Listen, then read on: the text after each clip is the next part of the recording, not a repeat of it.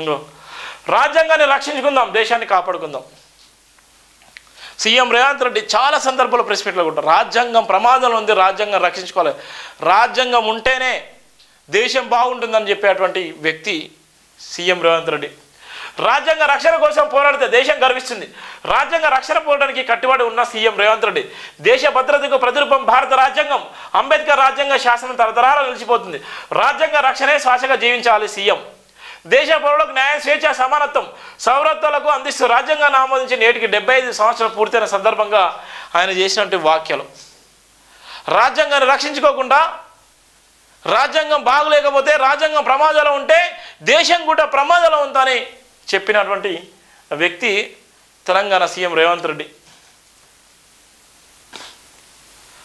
రాజ్యాంగాన్ని బీజేపీ మార్చాలని ప్రయత్నాలు. బీజేపీ ప్రజాస్వామ్య విలువలను పూర్తిగా కాలరాసిందని చీఫ్ మహేష్ కుమార్ గౌడ్ సంచలన వ్యాఖ్యలు చేశారు.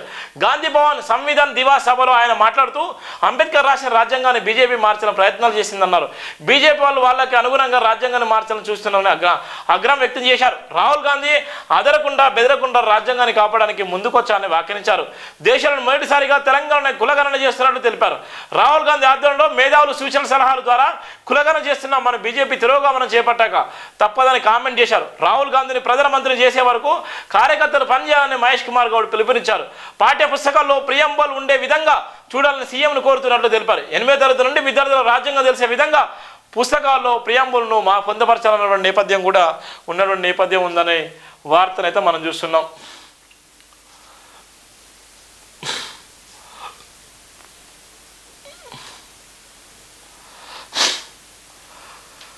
గాంధీ సరోవర్ ప్రాజెక్ట్ కోసం స్థలం బదిలీ చేయండి. ఇక్కడ ఉన్నటువంటి సీఎం, డిప్యూటీ సీఎం కూడా నిన్న కేంద్ర మంత్రిని కలిసి అనేక అంశాలను కూడా వాళ్ళు ప్రస్తావించడం జరిగింది. అనేక అంశాల విషయంలో కూడా వాళ్ళు చెప్పడం జరిగింది. దానికి సంబంధించినటువంటి కేంద్ర హోంశాఖ మంత్రి కోరిన తెలంగాణ సీఎం రేవంత్ రెడ్డి మూసీ నది పునరుజ్జీవనకు భాగంగా అభివృద్ధి పనులకు సహకరించండి. మూసీ నది పునరుజ్జీవనం కోసం కేంద్ర సాయం కోరిన సీఎం.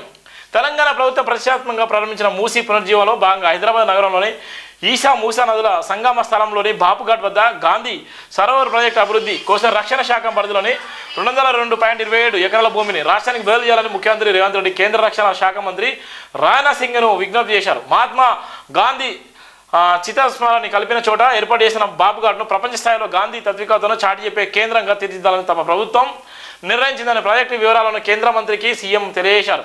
ఉప ముఖ్యమంత్రి మల్లు భట్టి విక్రమార్క, మంత్రి ఉత్తమ్ కుమార్ రెడ్డి, రాష్ట్రం చెందిన అందుబాటులో ఉన్న ఎంపీలు అనుకుమార్ యాదవ్, రామాసాయం, రాఘురామ్ రెడ్డి, చామల కిరణ్ కుమార్ రెడ్డి, కడియం కావ్య, కుందూరు రఘువీరు తదితరులతో కలిసి సీఎం ఢిల్లీలో రక్షణ మంత్రిని కలిశారు. బాపుఘాట్ వద్ద గాంధీ సిద్ధాంతాలు ప్రచారం చేసి నాలెడ్జ్ హబ్, ధ్యాన గ్రామం, మెడిటేషన్ విలేజ్, చేనేత ప్రచార కేంద్ర, ప్రజా వినోద స్థలాలు, ల్యాండ్స్కేప్ ఘాట్లు, శాంతి విగ్రహం, మ్యూజియంలతో గాంధీ సరోవర్ ప్రాజెక్టును చేపట్టామని సీఎం వివరించారు. రక్షణ శాఖ భూమిని రాష్ట్ర ప్రభుత్వానికి బదిలీ చేయాలని కూడా ఆయన విజ్ఞప్తి చేసిన నేపథ్యం ఉంది. నిన్న ఢిల్లీలో ఎంపీలతో కలిసి అక్కడ ఉన్నటువంటి కేంద్ర మంత్రిని కలిసిన సందర్భాలు కూడా మనం చూసినాం. కేంద్ర మంత్రిని కలిసి వాళ్ళు మాట్లాడినటువంటి సందర్భాలు అయితే మనం ఇక్కడ చూస్తున్నాం.